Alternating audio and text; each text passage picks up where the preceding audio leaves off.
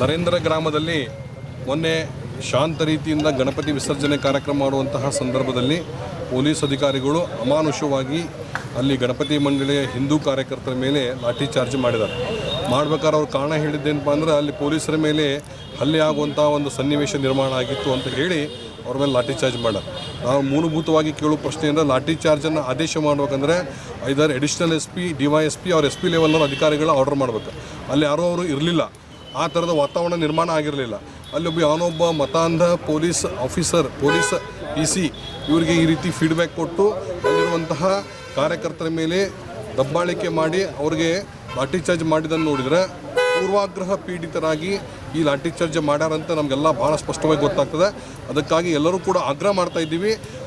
ಯಾರು PC ಇದ್ದಾನೆ ಅಲ್ಲಿ ಬೀಟ್ ಪೊಲೀಸ್ ಯಾರಿದ್ದಾರ ಗ್ರಾಮಸ್ಥರ ಮೊದಲಿನಿಂದಲೂ ಕೂಡ ಕಂಪ್ಲೇಂಟ್ ಆಗಿತ್ತು. ಈಗ ನಾವೆಲ್ಲರೂ ಕೂಡ ಹೇಳೀವಿ ಇವತ್ತು ಸಂಜೆ ಒಳಗೆ ಅಥವಾ ನಾಳೆ ಬೆಳಗ್ಗೆವರೆಗಾಗಿ ಅವನನ್ನು ಸಸ್ಪೆಂಡ್ ಮಾಡಬೇಕು. ಮತ್ತು ಅಲ್ಲಿರುವಂಥ ಪೊಲೀಸ್ ಇನ್ಸ್ಪೆಕ್ಟರ್ ಯಾರಿದ್ದಾರೆ ಅವರು ಯಾವುದೇ ಅನುಮತಿ ಇಲ್ಲದೆ ಪೂರ್ವಾಗ್ರಹ ಪೀಡಿತರಾಗಿ ಏನು ಲಾಠಿ ಚಾರ್ಜ್ ಮಾಡ್ಯಾರ ಅವರನ್ನು ಕೂಡ ಸಸ್ಪೆಂಡ್ ಮಾಡಬೇಕಂತ ನಾವು ಆಗ್ರಹ ಮಾಡೀವಿ. 2 ದಿನ ಸಮಯ ಕೊಟ್ಟಿವಿ.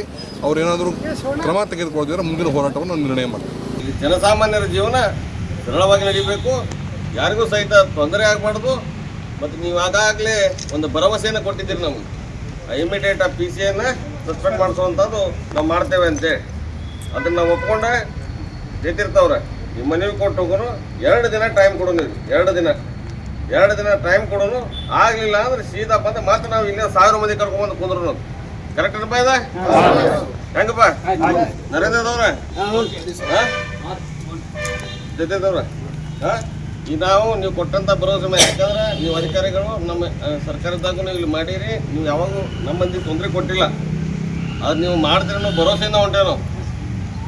ನಿಮ್ಮ ಕೆಲಸ ಕಟ್ಟಿಗೆಯವರ ನೀವು SP ಅವ್ರು ಬಂದ ಮೇಲೆ ಅವ್ರಿಗೆ ನೀವು ಅಷ್ಟರ ಬರೋ ರಿಪೋರ್ಟ್ ರೆಡಿ ಮಾಡಿ ಬಂದ್ಗಳು ಇಮಿಡಿಯೇಟ್ ಸಸ್ಪೆನ್ಷನ್ ಮಾಡಿ ನಮ್ಗೆ ಫೋನ್ ಮಾಡಿ ಹೇಳ್ಬೇಕು. ಹಿಂದಕ್ಕಾದರೂ ಅವನ ಮ್ಯಾಗ ಸಾಕಷ್ಟು ಅಲಿಗೇಷನ್ಸ್ ಅದಾವು. ಹಿಂದಕ್ಕೂ ಹೋಗಿ ಅವನ ಇಲ್ಲಿಂದ ಪನಿಷ್ಮೆಂಟ್ ಅಂತ ಗುಡಿಗೇರಿಗೆ ಹಾಕಿದ್ರು. ಮತ್ತು ಈ ಸರ್ಕಾರ ಬಂದ ಮೇಲೆ ಇಲ್ಲೆಲ್ಲ ವಸೂಲಿ ಹಚ್ಕೊಂಡು ಇಲ್ಲಿ ಬಂದ ನಾವು. ಮತ್ತು ಅಲ್ಲಿ ಗುಡಿಗೆರೆಗೆ ಏನು ಹಾವಳಿ ಮಾಡಿ ಅನ್ನೋದು ನಿಮ್ಗೆ ಗೊತ್ತೈತಿ. ಎಲ್ಲಿ ಹೋಗ್ತಾನೆ ಅಲ್ಲಿ ಬರೀ ಇಂಥವ್ರು ಅಡಿನ ಮಾಡ್ಯಾನವ. ಕ್ರಾಂತಿ ಸಮಾಚಾರ, ಧಾರವಾಡ.